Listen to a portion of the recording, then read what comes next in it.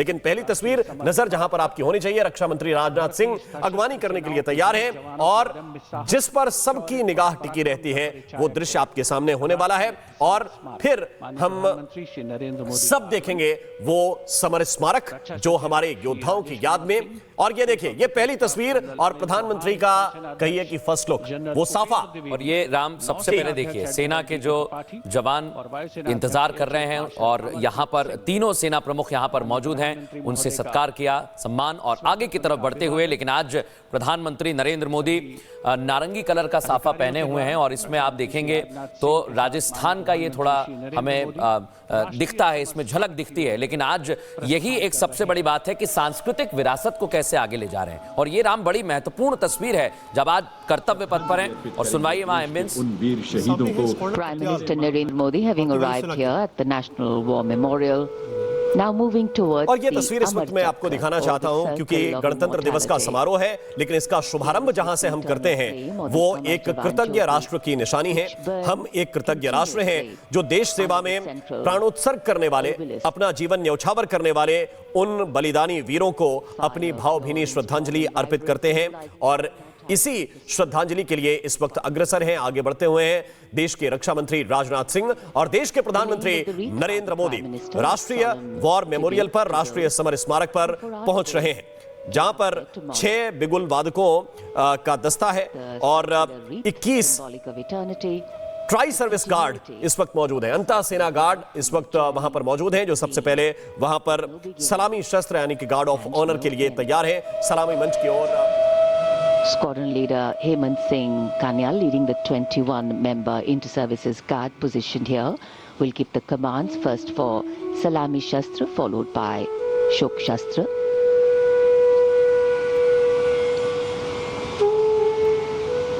And that will be followed by 2 minutes of silence. Silence, solemn, still, tranquil. While a billion hearts beat, some now lie still, as gratitude, homage and honor call the silence, simply saying it all.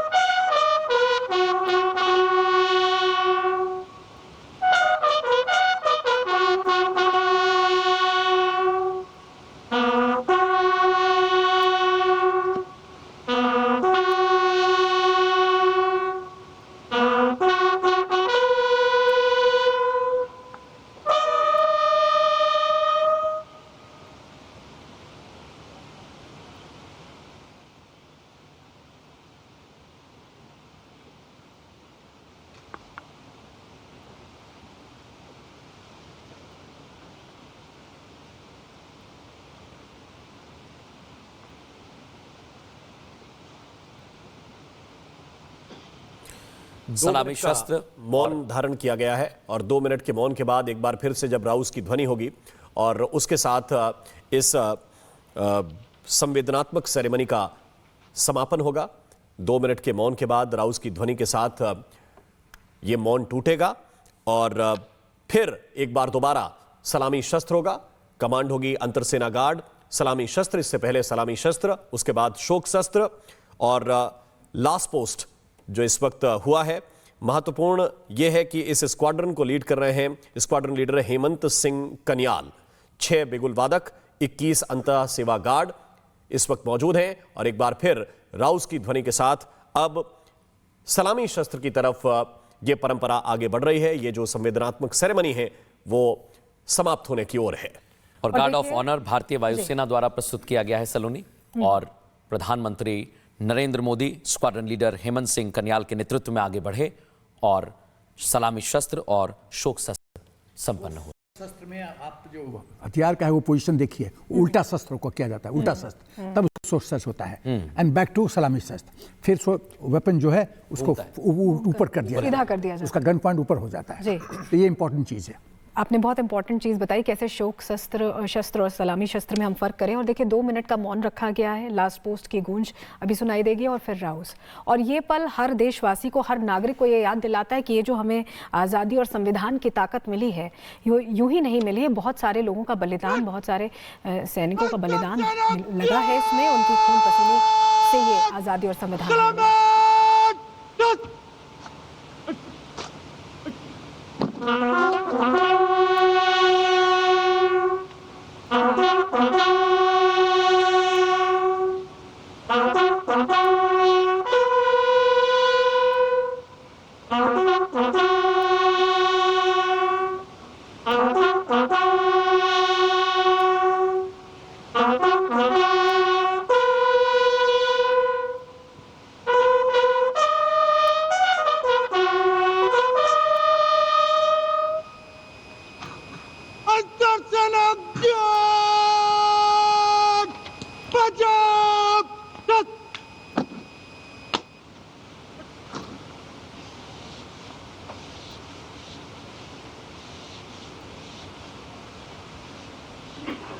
शस्त्र के जरिए सर्वोच्च सलामी दी है, क्योंकि ये तीनों सेनाओं का मिश्रित गार्ड है जिसमें एयरफोर्स के कमांडर हैं स्क्वाड्रन लीडर हेमंत सिंह कन्याल और उनके साथ 21 अंतः सेवा गार्ड हैं, यानी कि तीनों सेनाओं के गार्ड हैं। भारतीय थल सेना, नौसेना और वायुसेना का ये मिश्रित गार्ड है। और अब प्रधानमंत्री नेशनल वॉर मेमोरियल से, राष्ट्रीय समर स्मारक से प्रस्थान कर रहे हैं और सलामी मंच की ओर अब धीरे धीरे बढ़ रहे हैं। ये कृतज्ञ राष्ट्र की ओर से अपने उन वीर बलिदानियों को याद करने की परंपरा है। जो किसी भी उत्सव का शुभारंभ हम करते हैं तो इस बात से करते हैं कि ये उत्सव हम किनकी वजह से मना पा रहे हैं, ये किनके कारण से हमें ये मौका मिल रहा है कि हम ये उत्सव मनाने के लायक रहे। वो वीर बलिदानी जो हमारे लिए अपना सर्वस्व न्यौछावर कर गए हैं, उनको कृतज्ञ राष्ट्र की ओर से श्रद्धांजलि अर्पित की है प्रधानमंत्री नरेंद्र मोदी ने, रक्षा मंत्री राजनाथ सिंह ने, तीनों सेनाओं के प्रमुखों ने, सीडीएस अनिल चौहान ने, और इस वक्त अब ये प्रस्थान कर रहे हैं सलामी मंच की ओर, यानी कि जी सना साहब। मैं वॉर मेमोरियल के बारे में कुछ कहना चाहता हूं। जब सेना ने सरकार, उस समय के सरकार सामने प्रस्ताव रखा तो कहा गया, मैं उस मुख्यमंत्री का नाम नहीं लेना चाहता, विलोद ये ठीक नहीं रहेगा, लेकिन उन्होंने कहा कि इंडिया गेट के ब्यूटी और इकोलॉजिकल बैलेंस को डिस्टर्ब किया जाएगा। वाह रे देश, क्या सेना की जो का बलिदान है वो ज़्यादा इम्पोर्टेंट है कि इकोलॉजिकल ब्यूटी इम्पोर्टेंट है? लेकिन जब मोदी सरकार आई तो उन्होंने वॉर मेमोरियल की एक्सेप्टेंस दिया।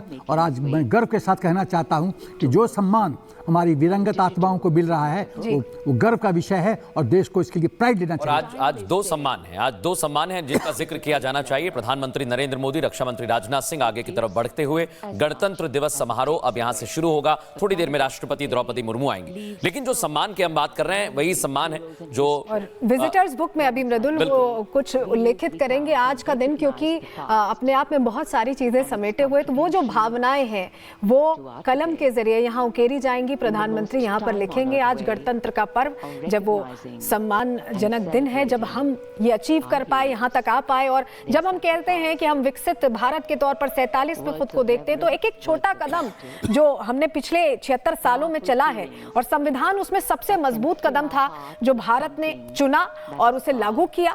तो आज का वो जो दिन है वो इतना इतना खास है कि उसके बारे में प्रधानमंत्री अब यहाँ लिख रहे हैं आज जब वो सेना जी। मैं उसी का जिक्र कर रहा था सलोनी, जो सम्मान दिया गया है, 150 वर्ष पूर्ण हुए हैं वंदे मातरम।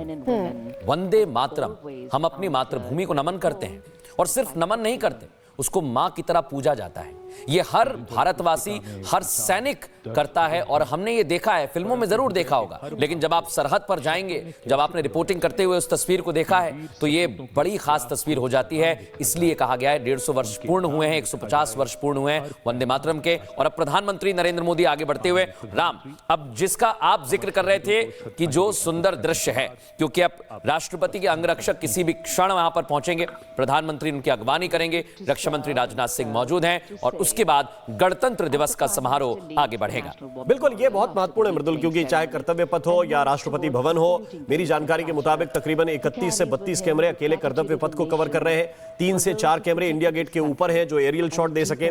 इसके अलावा बहुत सारी जिमी जिप लगाई गई हैं। तकरीबन 10 से ज्यादा कैमरे मेरी जानकारी यह है कि राष्ट्रपति भवन के अंदर लगाए गए हैं और राष्ट्रपति भवन के ठीक अंदर से वो तस्वीरें आनी शुरू हो जाएंगी जब वो अंगरक्षक दल, जिसको कहते हैं कि सजीले घुड़सवार सजीले घोड़ों पर बैठे हुए, क्योंकि जितने जवान आकर्षक लगते हैं उतने ही चुनिंदा वो घोड़े हैं, जिसमें किसी का नाम सुल्तान है, किसी का नाम अलेक्जेंडर है। और जब आएंगे तो मैं कोशिश करूंगा कि उनकी डिटेल्स भी आप तक साझा कर सकूं कि किस तरह के वो हॉर्सेस हैं, क्योंकि सामान्य कैवलरी नहीं है। 61 जो कैवलरी है वो केवल भारत की नहीं बल्कि पूरे विश्व की सबसे महत्वपूर्ण कैवलरी रेजिमेंट है जो इस वक्त भारत में सर्व कर रही है। और उसी से जो चुनिंदा, अभी देखिए राष्ट्रीय युद्ध स्मारक से रवाना हो रहे हैं प्रधानमंत्री नरेंद्र मोदी और सलामी मंच की ओर यहां से पहुंचेंगे प्रधानमंत्री नरेंद्र मोदी, फिर राष्ट्रपति की वहां पर अगवानी करने के लिए स्वयं मौजूद होंगे। मृदुल, और आज सलामी मंच जो है वो बहुत कुछ दर्शा रहा है राम। जब हम पढ़ते हैं उसके बारे में,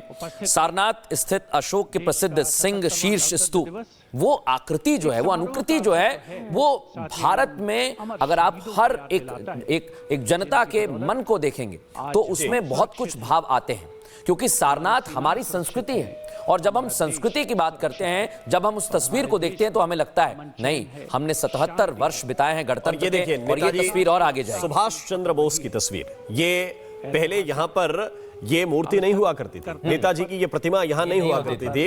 यहां